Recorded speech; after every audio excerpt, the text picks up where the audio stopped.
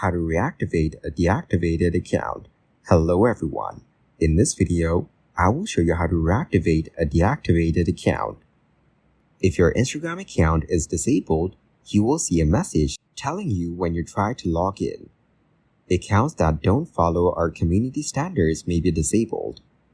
If you think your account was disabled by mistake, you may be able to ask us to review the decision by opening the app.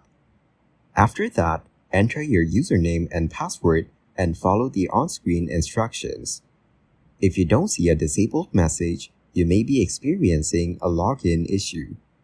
If your account was deleted by you or someone with your password, there's no way to restore it.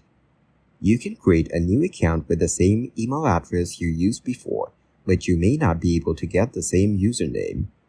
If someone gained access to your account or you're unable to log in to your account, visit this page on your desktop or mobile browser to secure your account.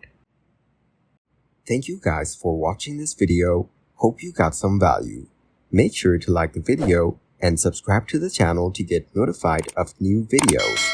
See you in the next one.